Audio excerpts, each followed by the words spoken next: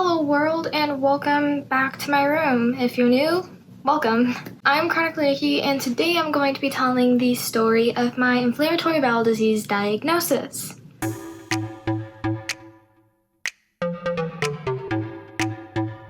This is going to be a long process, but a lot of people from the IBD community have asked me for it. Before I jump into the very long explanation, I have a few disclaimers. One, I could give you the short version, but I really don't want to. Why? Because when somebody asks me in the future, I want to be able to direct them to something that can adequately tell the full story. I don't want to have to tell the long version all the time. Despite popular belief about me, I don't enjoy explaining and reliving that time in my life. Explaining the whole thing takes a long time because I was showing signs over 6 months before diagnosis, and reliving it typically dampens my mood. I'm trying to stay positive because depression is something that I really struggle with. 2. Everything I talk about in this video is true. 100% true. Absolutely, positively, extremely, really freaking true. I'm not lying about any of it, and I'm not exaggerating. So just to be extra clear, I am not lying. I have enough pictures and information to prove this, and I'm going to be using them in this video just to show everything that I went through. 3.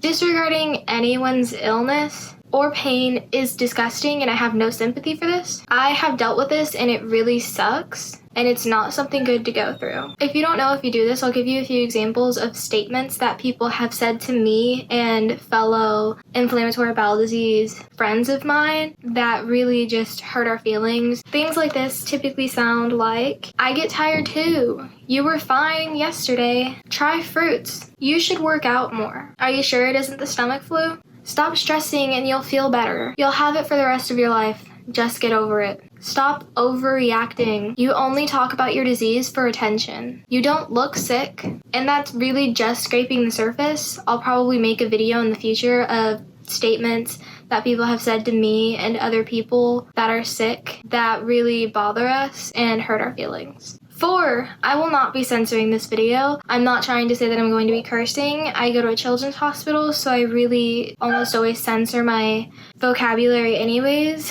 What I'm really talking about is vocabulary that will probably make people uncomfortable just because it's kind of gross. These include words like poop, vomit, pus, diarrhea, etc. I won't put any warnings in later in the video if I'm going to talk about it because I'm warning you now. And 5, there will be terms that I'm talking about that you probably might not understand just because it's regular terminology for me after being sick for over a year and spending a lot of time in the hospital and around nurses and doctors. I will be putting definitions and explanations probably here and here, so just be aware of that. The last thing I want to say before telling you my story is this. I wasn't sure if I wanted to do the YouTube thing. I thought about it for a long time, and I just couldn't figure out if it was right for me. But there's a quote I think about a lot. Be the change that you want to see in the world. Gandhi said that. I want to change the world in a way that helps sick kids that get diagnosed not feel as alone as I did.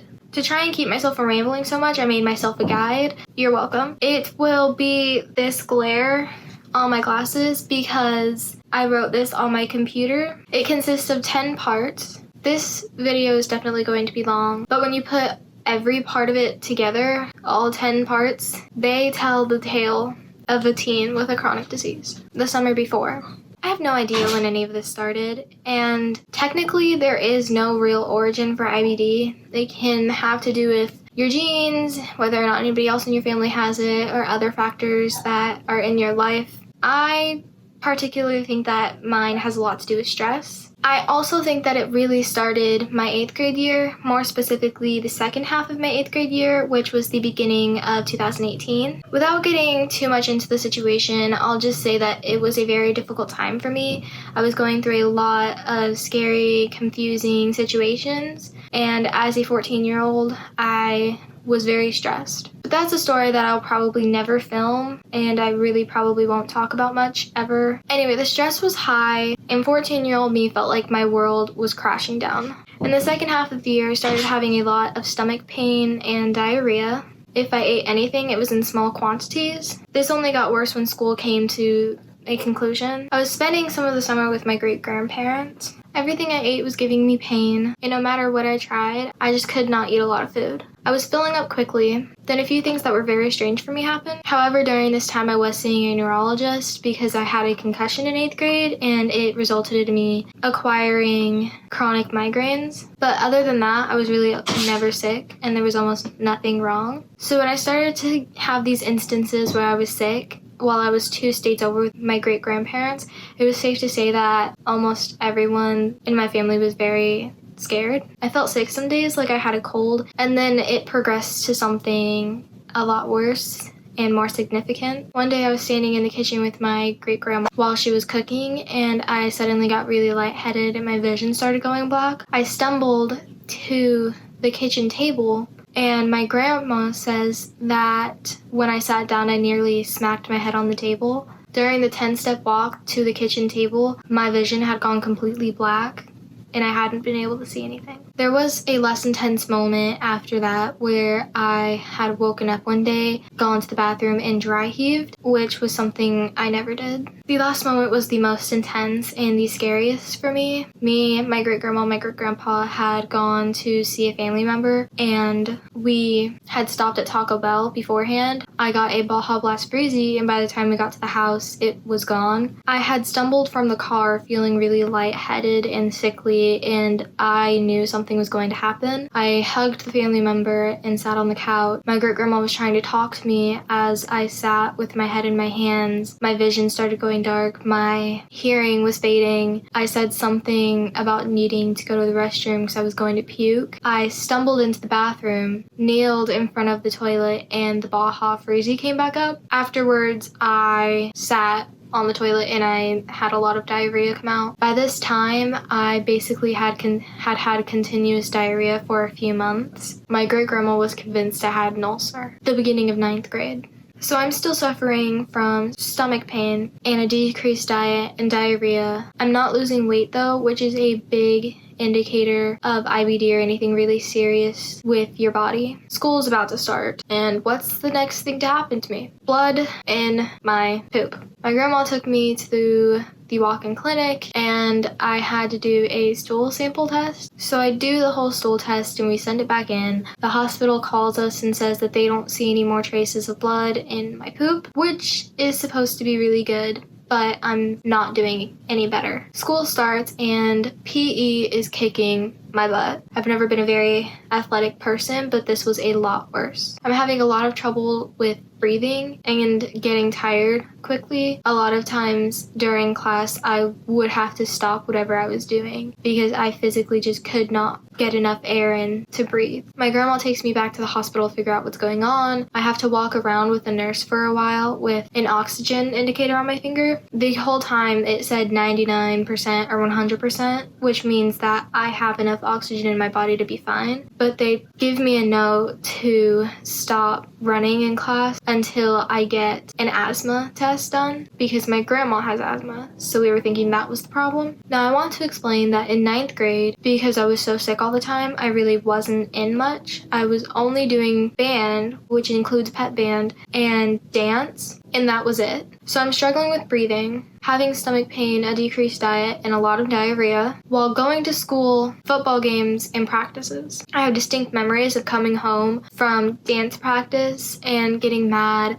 and yelling because I couldn't eat my chicken noodle soup without being in pain, which is a big deal for me because chicken noodle soup is my favorite food. Then an event comes up for band and I can't go because since the night before, I have been puking up my guts, basically. This was the first time I got really sick since the summer. My grandma was just thinking that it was like the flu cold thing that was going around where you get like 3 stages of it. It's so bad that if I even sit up to try and eat or drink or take medicine, that not even a full minute later, I end up running to the bathroom to puke it back up. Most of my time was spent sleeping. So that's my current situation. Could this get worse? Yes, it really could. The first hospital Monticello. It's 5 a.m. and my grandma comes into my room to wake me up to take me to the ER. What has changed? I have pain in my right hip and it's bad enough to affect my walking. Basically, we want to go to the ER to make sure it's not appendicitis. So we get up, she makes me take a cup with to the ER in case I puke on the way down. The night before, I could not sleep to save my life. No matter how I moved or laid or did anything, I had pain somewhere in my abdomen, and it was a very long night until my grandma woke me up. It's November and the morning is dark and cold when we walk into the ER. My grandma goes to the receptionist and she just tells me to sit in the seat, and I remember thinking that I must look stupid. We had dance pictures earlier this week, so my hair was curled and ratty. I was wearing my sister's Playboy Bunny pajama pants that I'm pretty sure she got as a hand-me-down, and they were too short. But the diarrhea and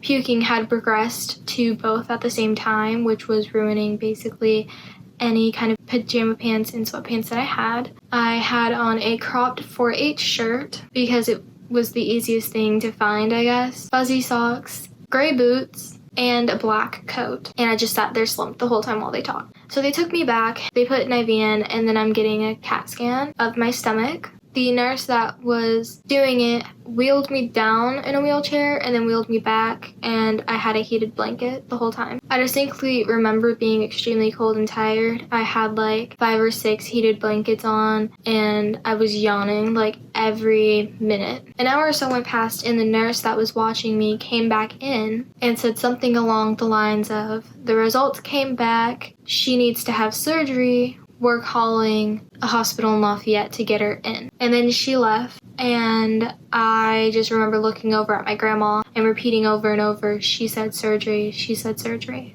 That was when my grandma started calling family. I remember my dad coming and he was asking me how I was feeling, and I just kept saying that I was tired, but I could not for the life of me go back to sleep that day. And I just ended up laying there under all of those blankets, shivering, thinking about how I was going to be going to a different hospital to be cut open so I could lose an organ, and how at school all of my classmates were in first period. Those suckers were in English.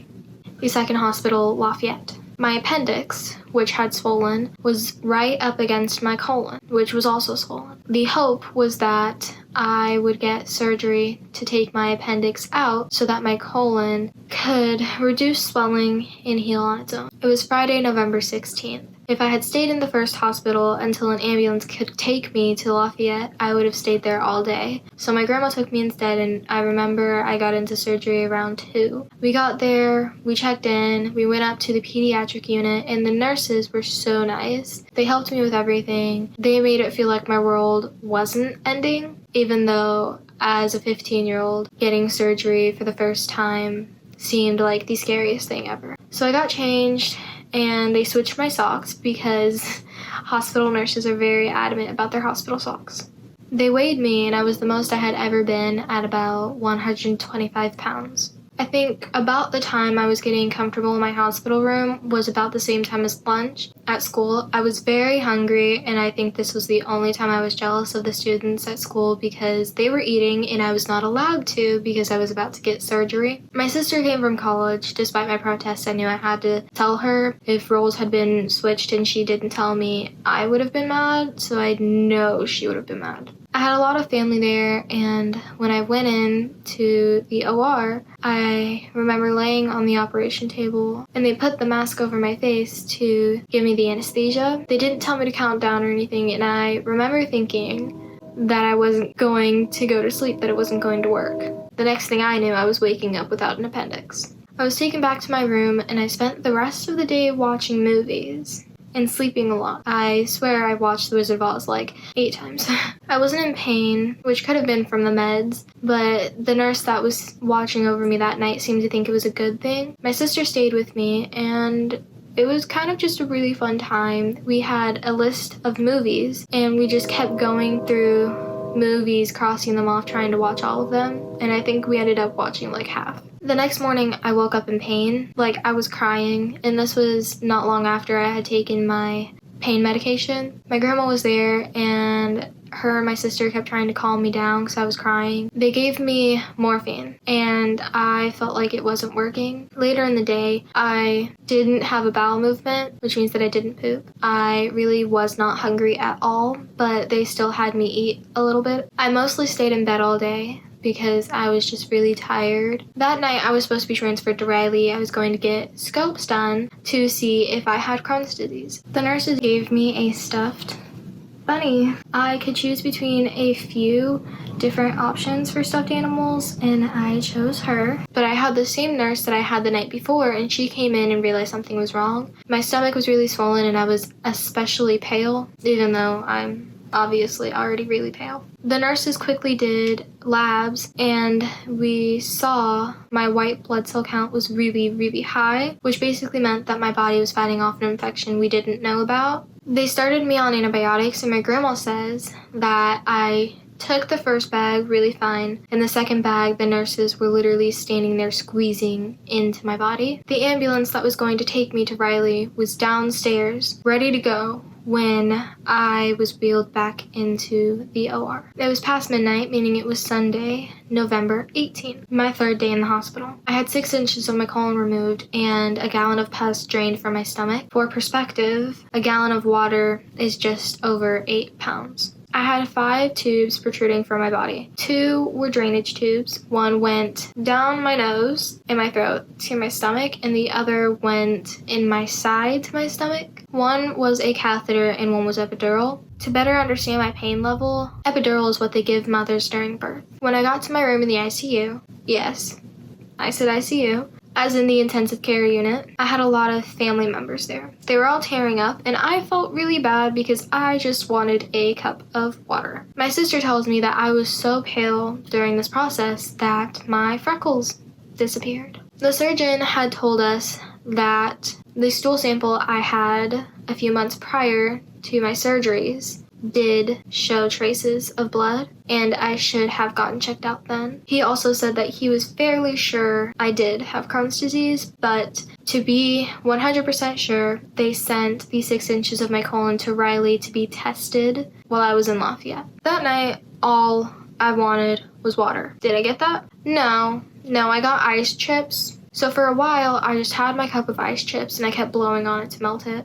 And then a nurse told me that my surgeon would like me to get up and start walking around. This was like hours after I had surgery. I took the opportunity and I said I would get up and start walking around if I got a cup of water. She bargained with my surgeon and I ended up with half a cup of water from a styrofoam cup that was this big. That was the longest walk I did the whole time I was in the hospital, which was saying a lot because it was right after surgery, so I was hunched over, clutching my IV pole with all kinds of different tubes connected to my body. That week was very long and painful. The nurses in the ICU gave me a heart pillow. It's basically only given to patients that have open heart surgery. The dense stuffing made it a lot easier to sit up with my chopped up abdomen, so it was really helpful when sitting up to press against my stomach.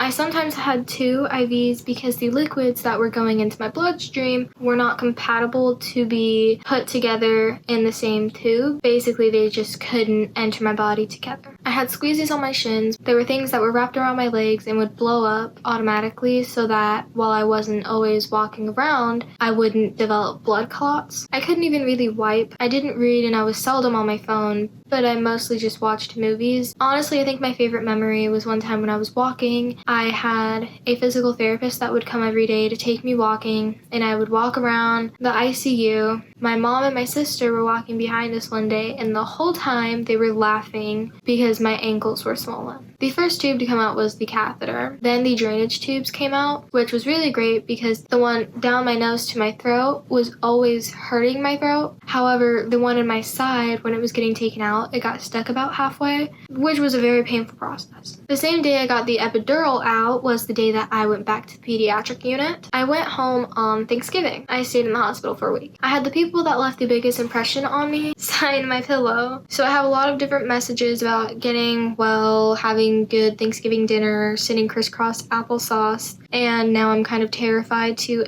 ever wash this pillow because I don't want any of these messages to fade. People say that if you have appendicitis, letting your appendix burst helps relieve pain. If I had let my appendix rupture, it would have also caused my colon to burst, and I would have bled out. I was within hours of that happening because of how swollen my appendix and my colon were. Riley is about an hour away from the hospital in Lafayette that I was at. It would have been a bit shorter because ambulances are always speeding. If I had gone to Riley that day on that ambulance instead of staying to get my second surgery, I would have died on the way down. Home the first time. The day I left the hospital, I was 110 pounds. I was wheeled out of the hospital in a wheelchair, and I remember going home, plopping on the couch, barely eating any of my dinner because I was so not hungry, and my appetite had gotten so small from the week in the hospital where I barely ate anything day or two. I watched Love Simon for the first time the day that I went home, and that's a big memory. Don't know why. That weekend, we hosted Thanksgiving because we missed it because of me. It had been hard those few days leading up to the weekend. I walked everywhere hunched over like an old lady, and everyone reminded me about it. On the day of Thanksgiving, I started crying. My sister sat with me and tried to calm me down. She got my grandma to come and everybody else to come and try and calm me down, and I just wouldn't. I just kept crying, and I didn't know why. Part of me thinks that it's because I was just so tired and in so much pain, and because I just felt like it was so much easier in the hospital than it was at home. But other days I cried too, not just on Thanksgiving. And I don't know why. But I later found out that there is a word for this. It is hypophrenia. So if you've ever wondered, there you go. One day my grandma had to go to the school. I don't remember why. It might have been because she needed to update them or something, or talk to somebody about the grade that I had in PE because I was getting zeros every day. It was the first day that I got to wash my hair and my body, and I couldn't even do it. My grandma had to do it while I sat in the tub, literally crying because I had like a binder around my abdomen because I needed pressure on my stomach and I couldn't just let the muscles loose. So we went, and I walked in to my high school with wet hair wrapped up in a bun while wearing Tinkerbell pajama pants. A lot of the people that were in the office at that time were saying that they felt so sorry, but they were happy that I was good and they were excited for me to come back to school. A teacher that I was really close with had his free period that time, so he sat with me and we talked and I explained everything because I hated not knowing what was going on while I was in the hospital, and I just always had to know what was happening. I was out of the hospital for a week before I went back. The second hospital, again, Lafayette. On November 28th, my temperature spiked. I had been having a lot of stomach pain and trouble eating. No matter how much I tried to eat more, I just never felt like I needed more than like one piece of toast. My grandma took me to try and see my surgeon, but he wasn't there, so we had to see like his right hand woman, and she checked me out, felt around my stomach, and after I winced a lot, she said I should not have been having this much pain this long after surgery, so she made us go to the ER. At the ER, they took my temperature and my weight and everything. The day was November 29th. I weighed 107 pounds. My temperature was 103 Fahrenheit. I got a CT scan. I was informed that I had abscesses and fistulas, and they may need surgical attention. That was the day I was officially diagnosed with Crohn's disease. I named my bunny November after my diagnosis month. She did actually come with the name Hope, but I wasn't vibing with it, I guess. So this is my best pal, November. That night I stayed in my old room in the pediatric unit. At one point in the night, I woke up, and in the next moment, a scream went through the hospital, and it was so blood-curdling and terrifying that I froze in my hospital bed, and the only thing that I could do to make myself feel even a little bit better was move my arm away from the edge of the bed. I was on the 4th floor, and the scream came from the ER. The next morning, my grandma told me a nurse told her the whole hospital heard the scream. The antibiotics weren't working. My fever had not broken. It was decided I would be lifeline to Riley. My second day back at the hospital, right after the day I was diagnosed, my sister came. So when the ambulance came and they moved me onto the stretcher, which was actually super freaking comfortable, my sister rode with me. So it was me and her, one of the guys working in the ambulance, and my bunny. The third hospital, Riley. I am officially a Riley kid. We made it to Riley before midnight. and I weighed 106 pounds.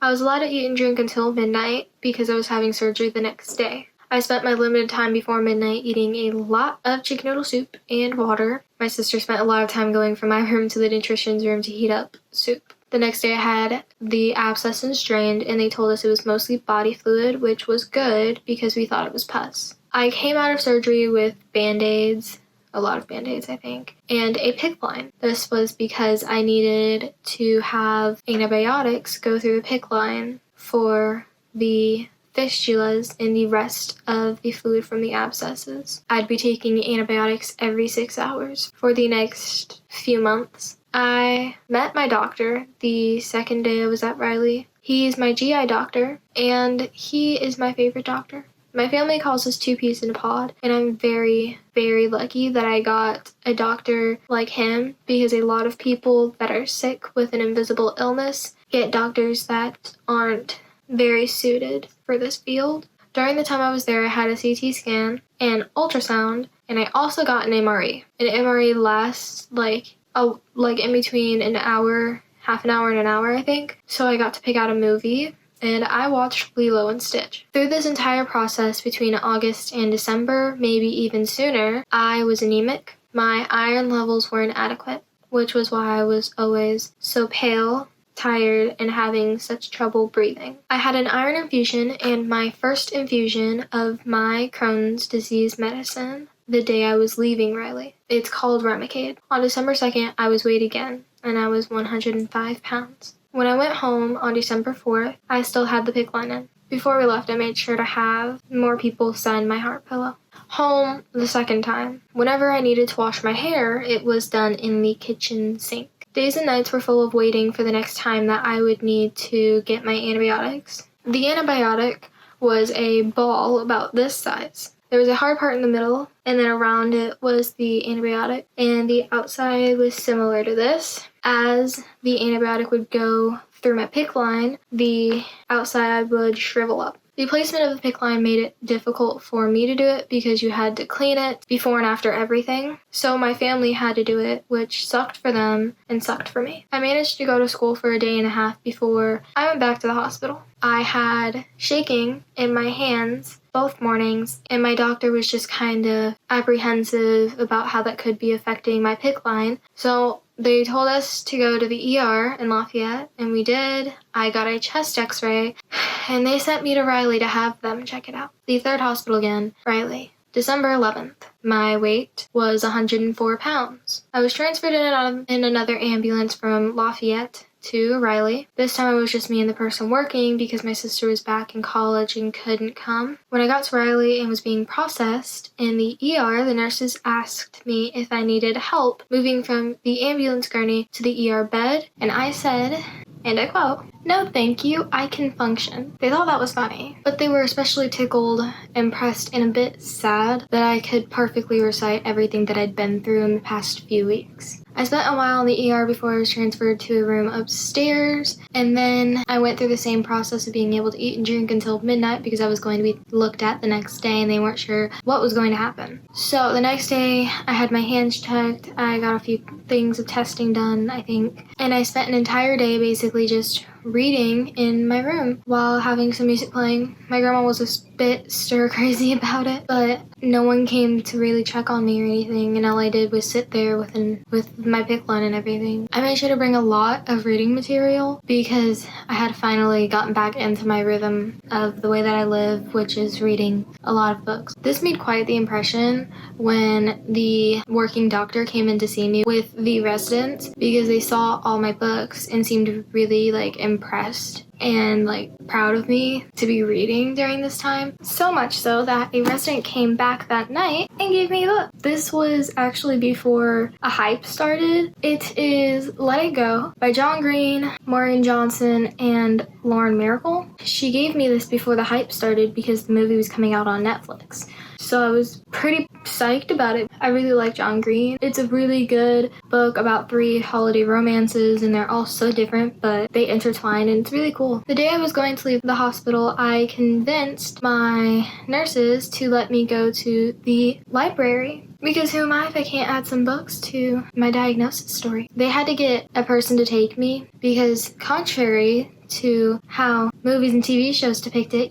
I'm 99% sure that, patients in hospitals can't actually just walk around by themselves, even if they've been sick for a while. So I had to wait for someone to come and take me, and then we went downstairs and we went in, and I was so happy to actually be able to see it. I didn't know that it had a library until this time that I was in the hospital, actually, and it really was just full of more of the hyped up books like Twilight, Divergent, The Hunger Games, Maze Runner, things like that, at least from the section that I wanted to look at. There were also, I think, some movies in there. I was just really happy that I could be able to see that before my time going back and forth from my house and the hospital ended. My mom came to see me and my grandma the day that we were leaving, and she also came to bring me some clothes because I had brought a pair of light colored leggings and a white sweatshirt, and I had a chocolate shake. It was before I found out that caffeine wasn't my best friend, and I spilled some of it on my outfit, so she brought me clothes. They let me choose where we went to go to eat dinner.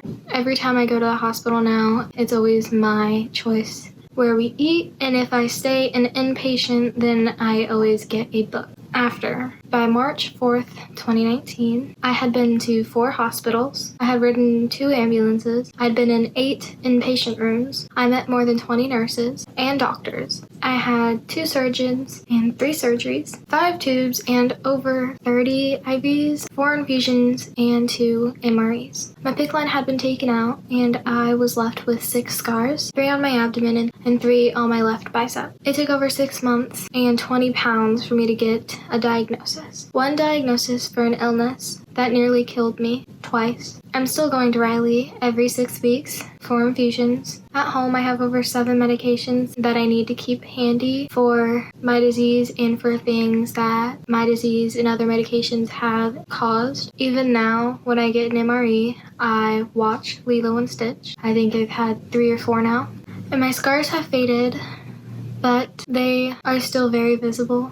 And they still show that my body is different. It's over a year later. I'm 16 and I still sleep with November. I don't hide this because I see her as my emotional support stuffed animal. A lot of times when I have a breakdown and I'm crying, she is right there with me. If you're still here, then I thank you for being patient enough to listen. I want to clarify that there are some details and other things that I have not talked about. It's not because I want to keep secrets, because I'm very open about my disease and I've just always been like that. It's just because I feel like some of these things aren't really a necessity to put in my story for other strangers to know. That was truly the scariest and most monumental time of my life. I came out a completely different person and I just saw the world completely different. Now, every time I go shopping, I look for purple. I have so many purple things because it is the ribbon color for IBD. I have IBD Crocs that are purple. I know some people will say that I shouldn't revolve my life around my disease, but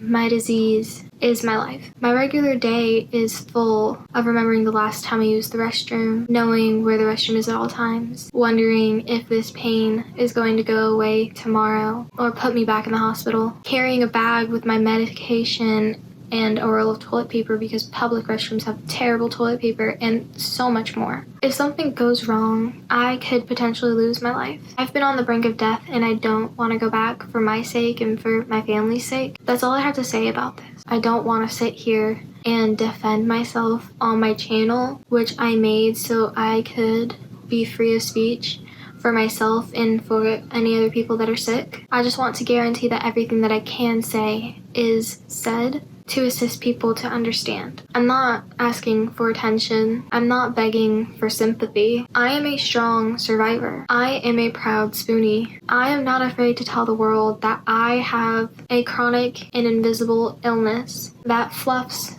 with my immune system and my digestive system. It's meaningful to me. that I am strong enough to say that. And if anyone has a problem with the way I tell my story or the way I involve my illness with my everyday life, then that's their problem, not mine. I just spent a really long time talking about me. But before I sign off, I just want to say one more thing. I want to leave you with the word kismet. It means fate or destiny. I hope you enjoyed this video, and I hope you take the time to think about other underrated illnesses and diagnosis stories. If you enjoyed this video, please click the like button. If you want to see more videos by me, click the subscribe button. And if you want to know when I post next, because my posting schedule is definitely not regular, please click the gray bell. Thank you so much for watching. Bye!